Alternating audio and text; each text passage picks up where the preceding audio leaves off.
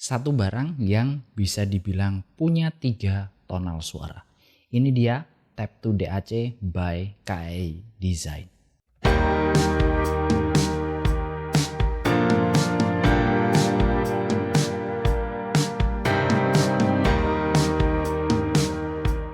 Hai semua, balik lagi di YouTube. Jadi kemarin tuh saya dipinjemin sebuah barang sama toko Kirehore yang menurut saya cukup unik, yaitu sebuah DAC yang menarik lah. Bukan spesifik karena chip DAC-nya, tapi dia pakai dual op amp, satu solid state dan satunya sepasang tube amp. Di awal saya mau disclaimer dulu, saya bukan orang yang punya banyak referensi tentang tube amp, baik itu spesifikasi, perbandingan, ataupun pengalaman nyobain. Dan spesifik untuk produk yang akan saya bahas ini pun, sampai video ini dibuat, saya nggak nemuin skema diagramnya. Jadi tolong kasih koreksi kalau saya akan banyak salah di video kali ini. Dan apa yang akan saya sampaikan, saya omongin di sini murni adalah user experience dengan apa yang ada di tangan saya ini. Nah, selain dapat DAC atau DAC M-nya yang segede batu bata kayak gini, di dalam paket penjualan kita juga dapat kabel M2M buat konekin ke DAC, dapat 2 buah kabel USB C2C dan A2C. Dapat semacam rubber strap buat yang suka ribet main tumpuk-tumpuk, itu juga udah dikasih, dan kita juga dapat user manual. Desainnya simple dan elegan, di finishing warna hitam dengan baut berwarna gold. Yang paling mencolok di sini adalah adanya jendela yang memperlihatkan nih 2 American Gen 6418. Nah, ini adalah tube M-nya, dan itu kalau teman-teman bisa lihat nyala oranye itu, ternyata itu hanya aksen dari sebuah lampu LED, bukan nyala dari tube M-nya. Selain itu, kesan unik dari produknya juga terlihat dari beberapa marker atau tulisan baik di depan maupun di belakang yang menunjukkan fungsi dari masing-masing switch dan portnya. Oke, kita lihat dulu sekeliling body dari si Tap 2 ini supaya tahu gimana jalur keluar masuk suaranya, ya biar nantinya paham pengen dapat suara seperti apa. Oke, di bagian depan dulu, mulai dari kiri. Ada line in yang berfungsi sebagai input, bisa dari DAC atau dari handphone kita via jack 3,5 mm-nya. Makanya tadi di dalam paket penjualan disertain kabel juga. Terus di kanannya ada switch input, kalau line berarti dari jack 3,5 mm-nya, dan hanya mengaktifkan mode amplifiernya saja. Chip DAC-nya nggak aktif. Kalau DAC berarti dari USB di bagian belakang. Di tengah ada knob volume, sebelah kanan volume ada gain switch yang cukup signifikan ya naiknya kalau diaktifkan dari 0 ke 10 dB. Dan paling kanan ada output jack yang teman-teman tahu sendiri, dia akan keluar ke IM atau headphone. Oke, beralih ke bagian belakang. Ada 2 USB Type-C, satu untuk charging dan satunya untuk data. Dan akan berfungsi ketika switch input di depan ada di posisi DAC. Dan di tengah ada switch untuk mengaktifkan tube M-nya. Jadi kalau di mode bypass, tube M-nya mati.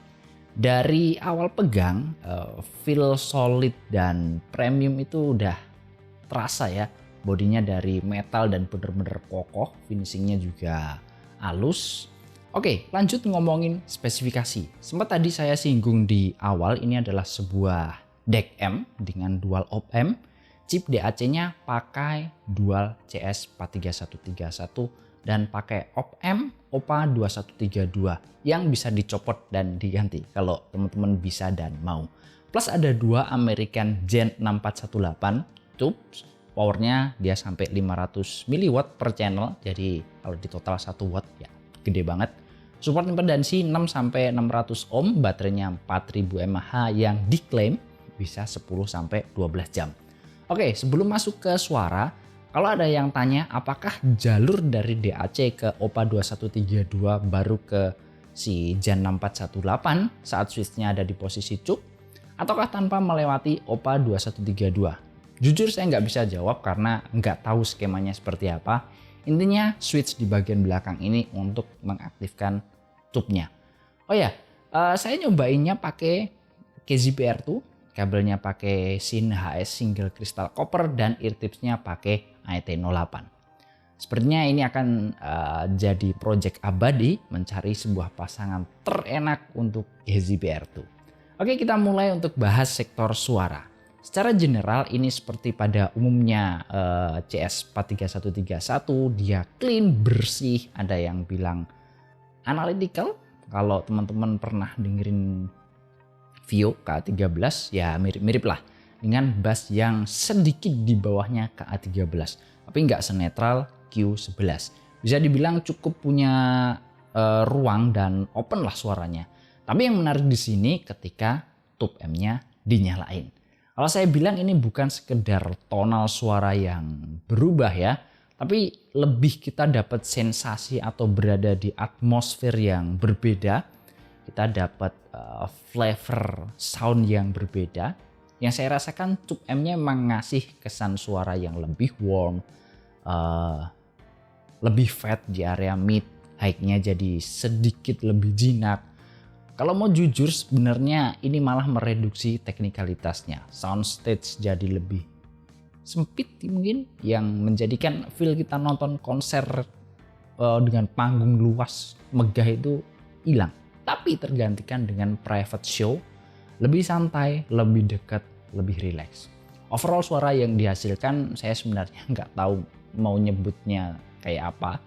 Ada yang bilang lebih alami, lebih organik, ada yang nyebut lebih analog sounding. Tapi yang jelas untuk orang awam ini powernya gede banget. Knob volume diangkat dikit aja udah nyaring di KZPR2. Sebagai gambaran 0 itu di jam 7 dan sebelum sampai ke arah jam 10 itu suaranya udah nikmat banget di high gain. Nah di awal saya nyebutin bisa 3 suara. Nah, opsi suara terakhir ini yang sebenarnya menarik tapi perlu ekstra device tambahan. Jadi si Tab 2 hanya dimanfaatkan sebagai amplifiernya aja. Jadi kita harus tambahin DAC lagi. Di sini saya saya paksa ya nyobain pakai KA17 yang saya set volumenya ke 100% dan masuk ke inputnya Tab 2 yang 3,5 mm. Yang sebenarnya nggak terlalu ideal ya, karena pasti double amping, double ampling, ya amplifikasi ganda lah. Dari KA17 udah diamplifikasi, masuk ke Tab 2 diamplifikasi lagi. Ya idealnya sih DAC-nya pakai line out, tapi karena si KA17 bisanya line out cuman SPDIF dan si Tab 2 nggak bisa, ya sudahlah. Toh hasilnya sama, kita tetap dapat feel tube M dengan teknikalitas yang lebih baik. Karena DAC-nya dari K17, bukan dari internalnya si Tab 2 lagi.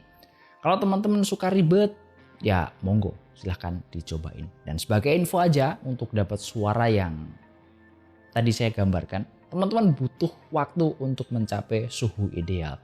Kalau masih dingin suaranya terutama clarity, kesannya masih agak butek. Selain butuh waktu, tube M ini juga punya noise yang cukup mengganggu ya buat yang seneng black background. Tapi ya emang kayak gini ciri-ciri dari atau ciri khas dari sebuah tube M. Sampai di sini teman-teman pasti bingung dan belum dapat gambaran apa yang menarik sih dari sebuah tube M gitu kan. Dia ribet, gak konsisten suaranya, malah kadang nurunin teknikalitas. Ada noise, panas pula. Pertama saya juga merasa kayak gitu dengan benchmark DAC sebelumnya. Saya berharap dapat clarity yang lebih, soundstage yang lebih luas, imaging yang lebih wow. Tapi ternyata poinnya bukan di situ. Bahkan di beberapa kasus ya berasa malah downgrade ketika tube M-nya dinyalain. Ini akan jadi lebih subjektif lagi sih menurut saya, karena dalam case tube M saya rasa suara yang dihasilkan akan jauh lebih personal lagi. Dan jujur saya nyesel nyobain si barang ini. Ini akan membuat lubang baru untuk ngulik dan ujung-ujungnya duit lagi. I don't know harus menggambarkannya seperti apa. Misal harus dipaksa ngasih sebuah analogi, tube M ini adalah sebuah barang yang ya minimal harus teman-teman cobain sekali lah seumur hidup. Apakah yang pakai solid state jelek? Enggak, saya juga tetap suka dan masih mau dengerin DAC dongle dengan op-amp solid state yang teknikalitasnya bagus, suaranya bersih, black backgroundnya mantep. Tapi tube M ngasih rasa baru dalam dengerin musik. Jadi gitu aja cerita saya untuk Tab 2 DAC by KAI Design ini. Like aja kalau teman-teman suka, kasih saya masukan kalau saya salah. Buat yang punya pengalaman tentang tube M, saya akan senang banget kalau teman-teman sharing di kolom komentar. Thanks sudah nonton sampai akhir. Kita ketemu di video berikutnya. Bye-bye. Assalamualaikum.